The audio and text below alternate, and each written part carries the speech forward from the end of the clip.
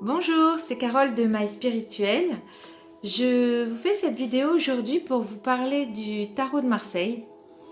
Donc le tarot de Marseille, vous le connaissez certainement, c'est un jeu de cartes divinatoires, un des premiers qui a été créé. Je voulais vous faire cette formation, cette initiation du moins de manière un peu originale parce que tout le monde connaît les images ou peut-être même les symboles.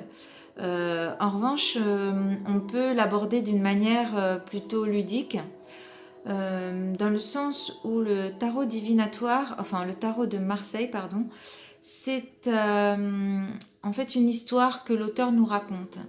C'est l'histoire du cycle de la vie ou de la réalisation de soi avec les 22 arcanes majeurs. Et c'est ça qu'on va voir aujourd'hui. Voilà, donc vous avez 22 arcanes qui sont un cheminement, le chemin d'un jeune homme. Et le jeune homme est la première carte, le battleur, que je vais vous mettre tout de suite après. Après la papesse, le battleur va rencontrer l'impératrice, qui sera une femme plus jeune, très séduisante, très créative. Et elle va lui apporter tout cet aspect de créativité afin qu'il continue son chemin de réalisation. Après l'impératrice, notre battleur va rencontrer l'empereur.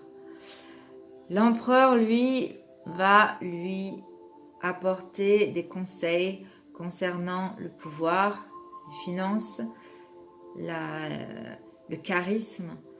Il va lui dire, écoute, non seulement tu as besoin de créativité, mais tu as besoin aussi d'asseoir un peu ta personnalité. Soit quelqu'un de plus robuste, soit quelqu'un de plus sûr de toi. La cinquième carte est la carte du pape. Et le pape, lui, va lui prodiguer des conseils spirituels. C'est un personnage beaucoup plus âgé que les autres. Et il va lui accorder tout ce qu'il lui demande, tout ce que le battleur lui demande. C'est-à-dire que c'est un sage, c'est un bienveillant. Mais il va lui dire, écoute, prends de la sagesse. Ne sois pas trop fougueux dans la vie. Et tout te réussira. La sixième carte est la carte des amoureux ou de l'amoureux, suivant le tarot que vous avez. C'est une carte de doute. Voilà, il y a deux personnages. On est tiraillé entre deux choix. Avec l'ange de la communication, les ailes vous parlent toujours de communication. Mais voilà, on est dans un dilemme. Notre battleur est dans un dilemme. Malgré tout, notre battleur reste positif et avance avec la carte du chariot. La carte numéro 7. Et vous verrez que dans tous les tarots, les chevaux sont différents. Soit ils avancent vers un chemin différent, soit ils ont un faciès différent, ou ils ont une couleur différente. Ce qui pourrait nous amener à croire que notre battleur avance, mais un peu brinque-ballant. Ce n'est pas un battleur sûr de lui. Il avance, mais il fait quelques petites erreurs. Il va dans des chemins peut-être tortueux. En revanche, il avance, mais toujours sûr de lui. Peut-être un peu ambitieux. Peut-être sans réfléchir. Avec la carte 8, nous avons la justice. La justice va l'arrêter d'un coup. La justice va trancher. La justice est droite. Il va récolter ce qu'il a créé, ce qu'il a semé, mais avec un équilibre. Ça va lui dire qu'il faut peser le pour et le contre aujourd'hui. En tout cas, tu as bien avancé. Tu es quand même récompensé de ce que tu as fait, de ton travail. Et tu vas pouvoir signer des contrats parce que tu es arrivé quand même à travailler, à évoluer. Donc la justice est juste. La justice n'est pas négative, mais elle va arrêter le battleur fougueux et va lui remettre un peu les idées à sa place.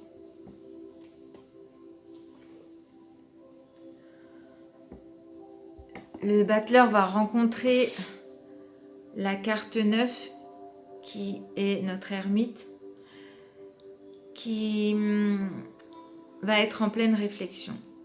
Après cette justice, notre battleur va réfléchir et il va mener des projets sur du long terme. Il va avancer plus tranquillement, plus doucement. Il n'a plus ses chevaux, il est à pied et il va prendre son temps avec le sablier.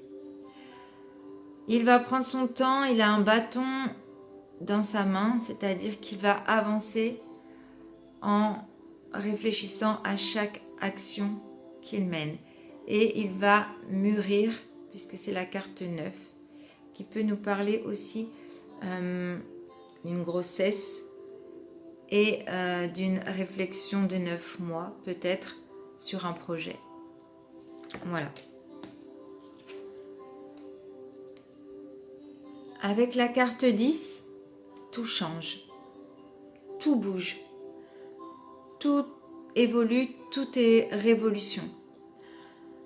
Il y a un manque de stabilité, mais aussi ce qui était mauvais est positif et vice-versa.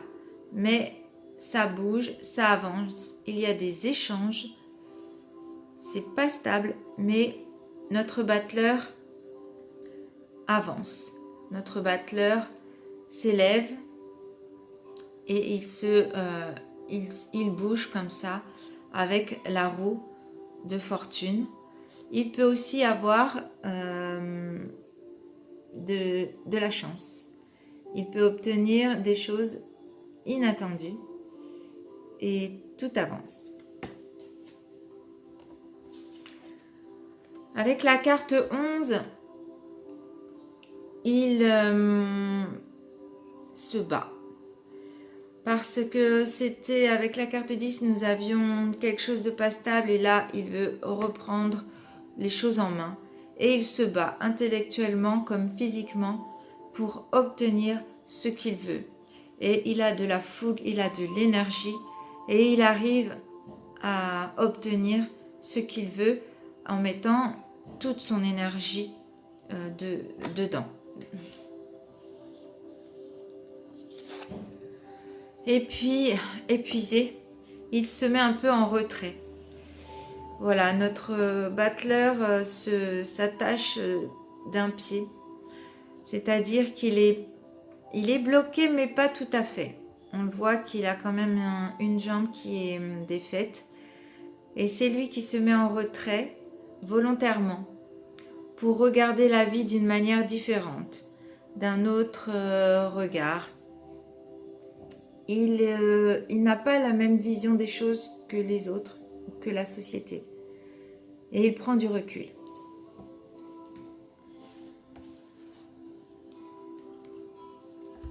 La carte 13, c'est l'arcane sans nom, ou l'arcane de la mort. C'est l'arcane qui ne veut pas forcément dire qu'il y aura un décès, mais c'est l'arcane qui va tout... parce que certaines cartes ont une faux, pas la mienne, mais la mienne a un bâton. C'est la carte qui va tout couper sur son passage, qui va être un changement révolutionnaire, qui va tout changer.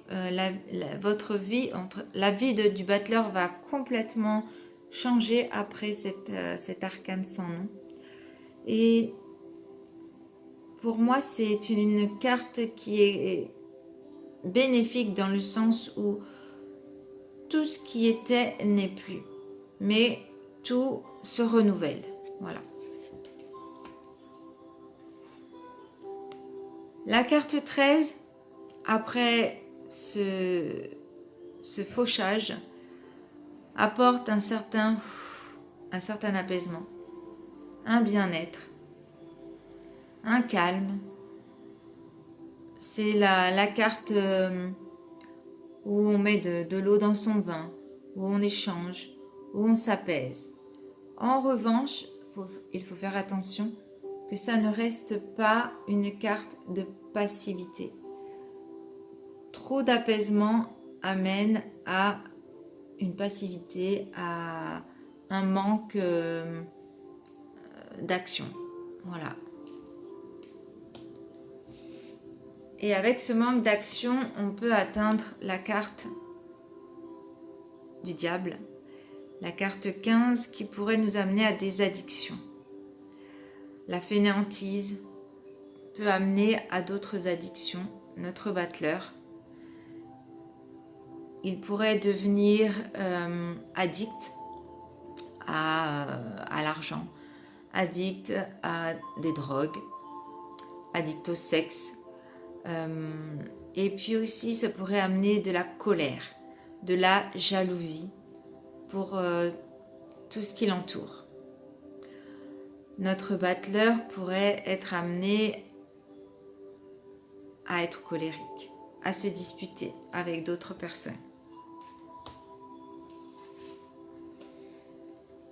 Qui nous amène à la carte de la maison Dieu, de la destruction. Les addictions amènent à la destruction et notre battleur pourrait tout perdre dans un événement soudain, un événement dont il ne s'attendait pas.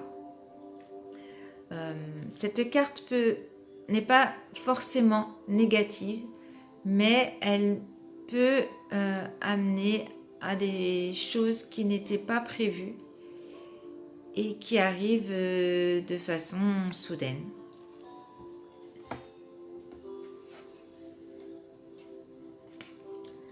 Et notre battleur se met à rêver. La tête dans les étoiles avec la carte 17, la carte des étoiles. Il se met à avoir des rêves peut-être illusoires.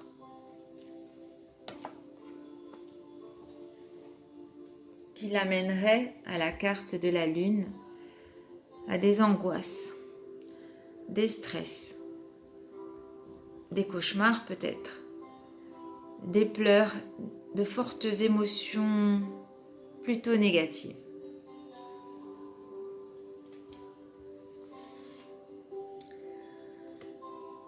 Mais après la lune, on rencontre le soleil.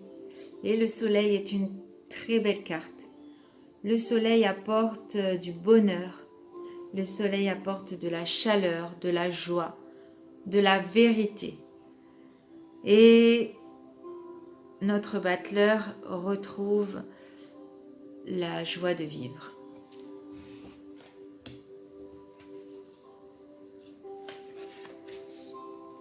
La joie de vivre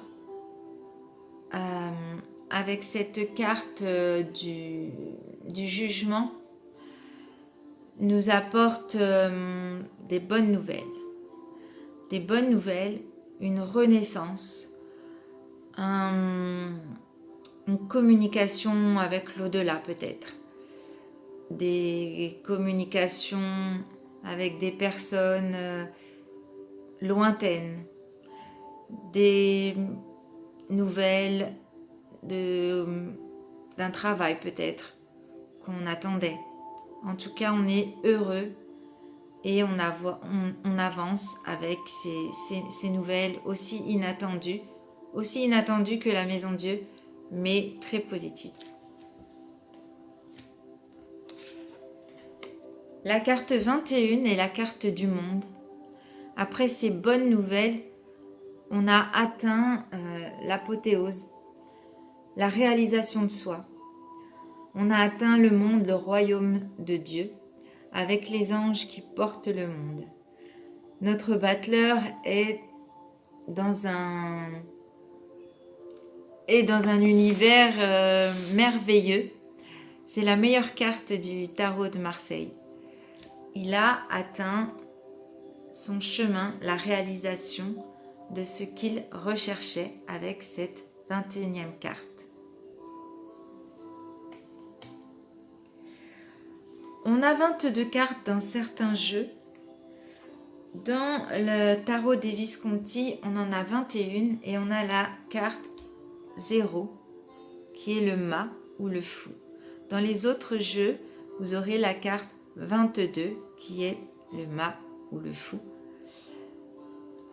qui correspond, alors soit vous la mettez avant le battleur, la carte 1, soit vous la mettez à la fin, après la réalisation de soi, où là le battleur s'en va.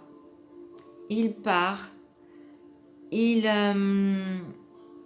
part en laissant tout derrière lui. Il part sans réfléchir, il part créer sa propre vie. Et ça peut être une carte positive comme une carte négative, le fou.